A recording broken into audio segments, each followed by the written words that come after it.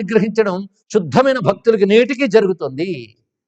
శాస్త్రంపై శ్రద్ధ కలిగిన వారికి అలాంటి అనుభవాలు కాశీలో నేటికి కోకొల్లలు. అందుకే కాశీ ఎప్పుడు నిరాశపరచని క్షేత్రం అది. ఇక్కడ అయితే ఒక్కసారి పైపైన చూడగానే మాత్రం భౌతికమైనవన్నీ కనబడతాయి. ఉదాహరణకు రోడ్లన్నీ చెత్తగా ఉంటాయి. మనుష్యులు పశువుల కంటే భయంకరంగా ప్రవర్తిస్తూ ఉంటారు. ఏమిటా భయంకరమైన రద్దీ, విచక్షణారహితంగా ప్రవర్తిస్తూ ఎక్కడ పెడితే అక్కడ దుమ్ము ధూళి. ఇందాక చెప్పినట్టు నిన్న మనం చెప్పుకున్న మలమూత్ర విసర్జన చేస్తే భైరవుడు ఎంతో బాగుతాడు. అలాంటివి చేసేవాళ్ళు కనబడుతుంటారు. దుర్గంధాలు ఉంటాయి. ఇవన్నీ కూడా ఒక విధంగా దత్తాత్రేయ స్వామి నాకు గుర్తొస్తారండి ఈ సమయంలో. దత్తాత్రేయుడి దగ్గరికి వెళ్ళినప్పుడు మొట్టమొదట పిచ్చి పిచ్చి వేషాలు వేస్తాడైనా, మద్యపానం చేస్తూ, అదేవిధంగా అశ్లీల మాట్లాడుతూ, కుక్కలతో తిరుగుతూ, అశుచిగా కనబడతాడు. వచ్చిన వాడిని కొడుతూ ఉంటాడు. వెంటనే ఈయనేం బ్రహ్మవేత్త, ఈయనేం బ్రహ్మజ్ఞాని అనుకుంటూ వెళ్ళిపోతారు అవతల వాళ్ళు. అమ్మయ్య అని కూర్చుంటాడు.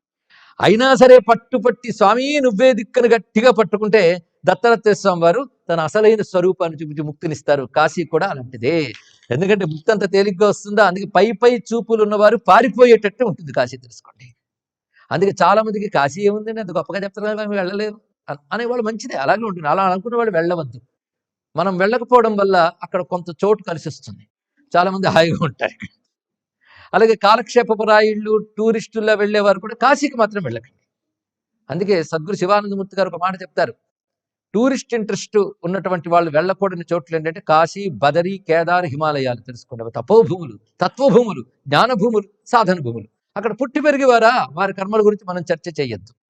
కానీ భగవంతుడి కోసం వెళ్ళడము, యాత్ర కోసం వెళ్లే వాళ్ళు మాత్రం ఆలోచించవలసిన విషయములు. ఇందులో ప్రతి అంశం ఆలోచించవలసిందే. నేను మనం చెప్పుకున్నాం. ఎంతమంది గ్రహించారో వారందరికీ నమస్కారం. ఏమున్నది, ప్రతి అంశం ఆలోచించవలసిందే. కనుక ఇంత ఉపోద్ఘాతం ఎందుకంటే స్థూల కాశీలో సూక్ష్మ కాశీని భావకాశీగా ఎలా అందుకోవాలో అని చెప్పడం కోసం ఇంత విషయం మనం చెప్పుకుంటున్నాం. అలాంటిది దివ్యమైన పంచక్రోశంలో అంతర్గేహం అనే దాని యొక్క ప్రభావం ఎంత గొప్పగా చెప్పబడుతుంది. ఈ అంతర్గేహంలోనే కొన్ని ప్రధానమైన చెప్పుకుందాం. మణికర్ణిక, విశాలాక్షి, అన్నపూర్ణ, కాలభైరవుడు, ఇవన్నీ మణికర్ణికలు వస్తాయి. విశ్వనాథ మందిరం దగ్గర ఉన్నటువంటి అక్షయవటం, అక్కడను ముక్తి మండపం, అక్కడ మొత్తం పంచ వినాయకులు ఉంటారు. ఈ పంచ వినాయకులు మోద, ప్రమోద, సుముఖ, దుర్ముఖ, గణనాథ అనబడి పంచ వినాయకులు ఉంటారు. వారిని దర్శించాలి. అన్నిటిని మించి డుంటి వినాయకుడు, సాక్షి గణపతి ఇత్యాదులు అందులో కనబడుతుంటారు. పంచముఖ గణపతి, వీరందరూ కూడా ఈ మణికర్ణిక మొదలుకొని విశ్వనాథ మందిరం, ఆ చుట్టూ కాలభైరవ మందిరం, ఈ ప్రాంతమంతా లింగాకారంలో ఉంటుంది.